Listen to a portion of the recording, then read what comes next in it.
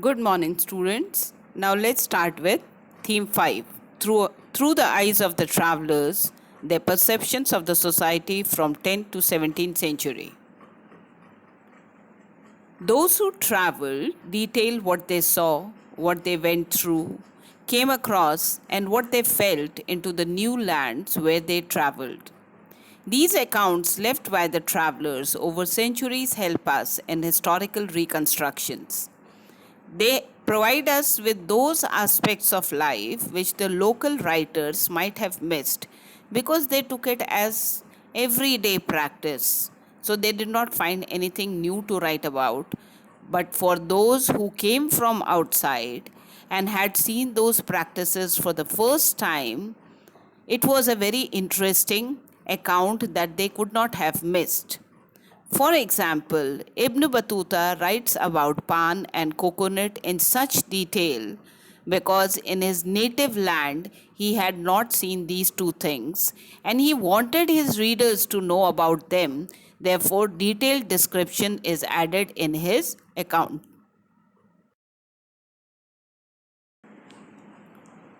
Significance of travelers' accounts. Travelers' accounts are significant as they provide us with the details on the following aspects. One is everyday activity, what is happening in the new lands. And this everyday activity, the local writers will not talk about or will not write about because they take it for granted that everybody knows about it. So it is not interesting. But for the foreign traveler who's coming from different land, it might be very interesting bit of reading for his readers back home, and therefore they note down all these unique things in great detail. For a historian, this provides a very interesting account of the social history, what life was like in medieval times. Secondly, they give us different perspectives on the same period. For example, Ibn Battuta, Al-Biruni, and Francois Bernier wrote from their own perspectives regarding the Indian society in medieval times. And all the accounts are quite different from each other because the perspective of the foreign traveler would be colored by his upbringing, his education, his understanding of the local conditions, customs, traditions, etc., and whatever experiences they had. All this will color their views when they are writing about India.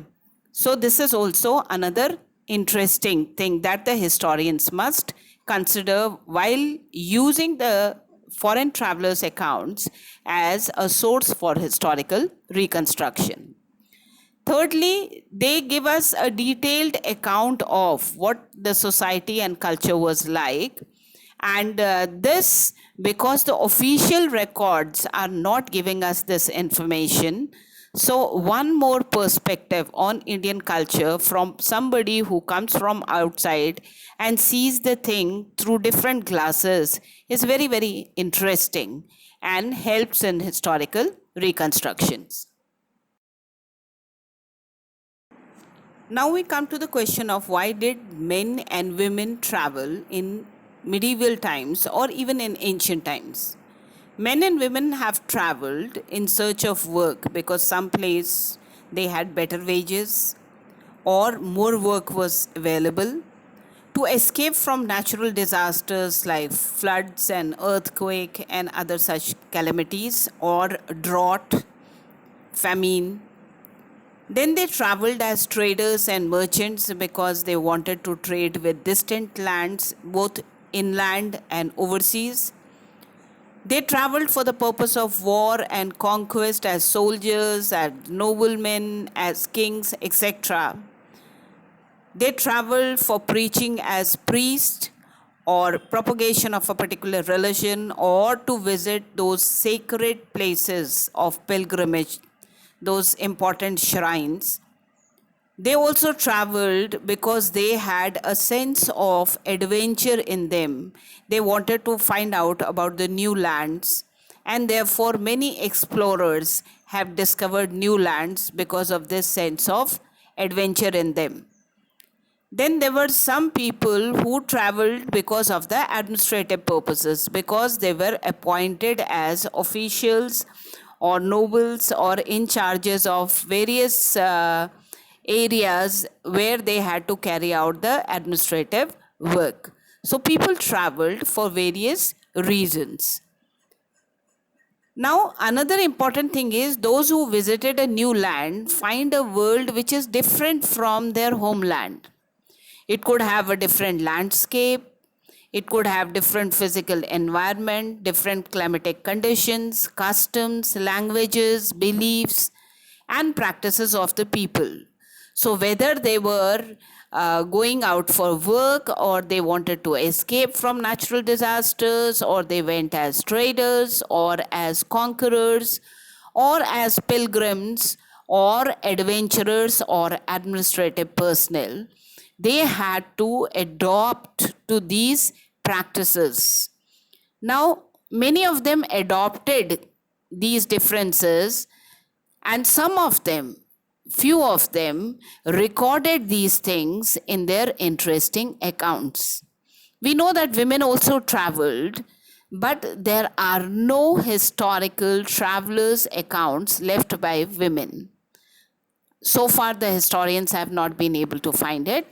So, had they found it, maybe it would have been a different perspective on travelers' accounts.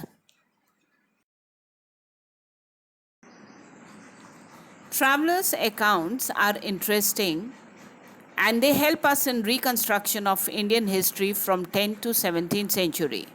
Most of the travelers came from different social and cultural environment, and therefore whatever they found unique, new, or unusual in the new land, they wrote about. Their difference and perspective makes their account even more valuable. And these accounts deal with a number of subjects like the court life where they were appointed, or the religious issues that they found different and interesting and wanted to learn about, and also the architectural features, everyday life, the commodities, trade, markets, people in general, etc. etc. Now let's talk about some of these foreign travelers. For example, Marco Polo. He was a merchant, traveler, and chronicler from the Republic of Venice. He's the only traveler who is supposed to be as widely traveled as Ibn Battuta, and he preceded Ibn Battuta. He came before Ibn Battuta. During his arrival, he was very surprised to find tailors and seamstresses, and he had failed to get a coat made for himself, which was his desire. But these are the little things that these foreign travelers found so interesting in India, and for Indians, it was a routine affair.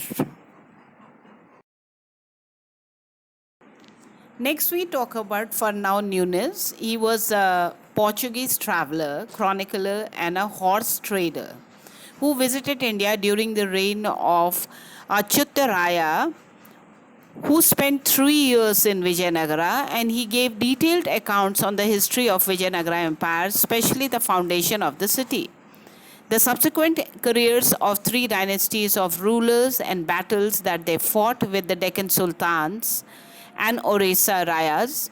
He also mentions the cultural aspects of the empire and admires the jewels worn by women, as well as how women were appointed in king's services. So all these are unique things for foreigners who are coming from outside. Portuguese, for that matter, were involved in horse trade with Vijayanagara Empire, and they had major stakes in this trade along with the Arab merchants. First, it was dominated by the Arab merchants, and then later on, it was a large part of this trade was taken over by Portuguese. Next is Domenico Paes. He was a Portuguese merchant, writer, and explorer who visited India and gave most detailed account of all historic descriptions of the ancient city of Hampi, which was governed by Vijayanagara Empire under Krishnadeva Rai, and his accounts are very objective, detailed, and unbiased. Next, we talk about Durante Barbosa. He was a Portuguese writer and explorer who had given a vivid account of Vijayanagara Empire and its governance under Krishnadeva Raya. In his book, that is an account of the countries bordering the Indian Ocean and their inhabitants.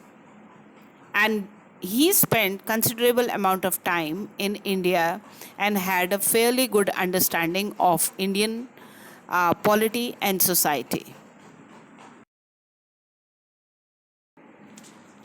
Next foreign traveler was Athanasius Nikitin. He was the first Russian traveler and merchant who visited India. He describes the conditions of the Bahmani kingdom under Muhammad III in his voyage to India. Next, we'll be talking about Abdul Razzaq. He was a Persian Timuride chronicler and a scholar who visited Vijayanagara kingdom at the time of Dev Raya II. He was an ambassador of Shah Rukh, the ruler of Persia. He gave an account of the ancient city of Vijayanagara at Hampi, describing their wealth and grandeur. He left accounts of the shipping trade in the Indian Ocean during the 15th century.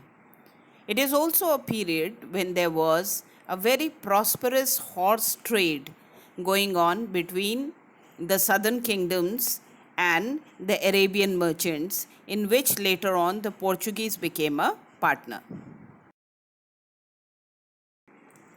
Niccolo de Conti. He was an Italian merchant, scholar, and a traveler who visited Vijayanagara kingdom during the time of Devaraya II. He left an account in the travels of Niccolo Conti. These authors came from different social and cultural environments. They were more attentive to everyday activities.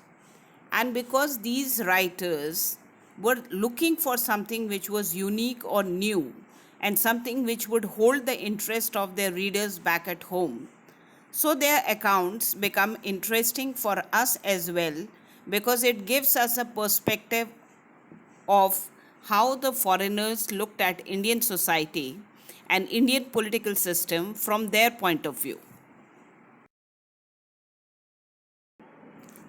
This chapter focuses on the accounts of three great men who left their travelogues and visited India during medieval times. First one is Al-Biruni, who came from Uzbekistan in the 11th century. Uzbekistan is in Central Asia. Then Ibn Battuta, who came from Morocco, which is in the northwestern part of Africa, and he came in the 14th century. Third one is the French doctor Francois Bernier, who came in the 17th century and was in the service of the Mughal ruler. So all three of them left their travelogues about India, and all three looked at Indian society and politics from different perspectives, and therefore their accounts are quite different from each other's, and they become our source for reconstruction of history of the period.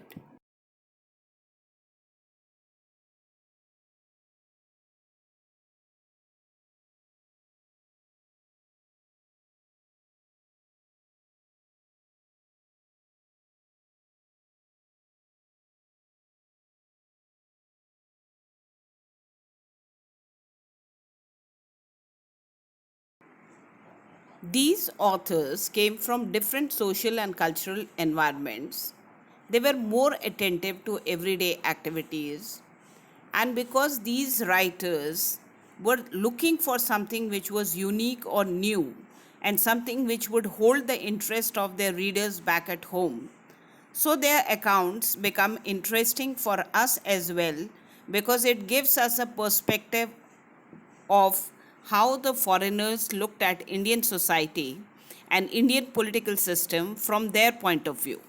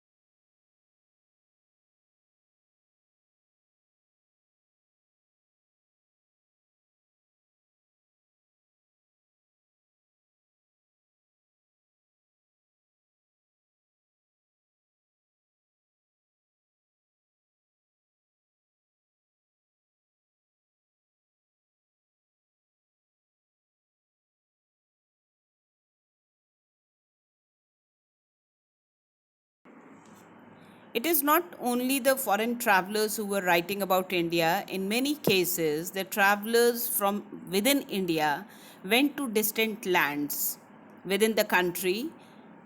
For example, in the Mughal rule, the provincial heads or the administrators had to move to different parts of the empire. And Mughal empire was so vast that if you see, it would hold many European countries in it. That was the size of the Mughal empire. So these people moved to different parts of the empire, and where they faced different kind of cultural situation, different customs, different traditions, and they wanted to know more about these things, primarily because they had interest in it, and secondly, it also helped them in better administration of those territories.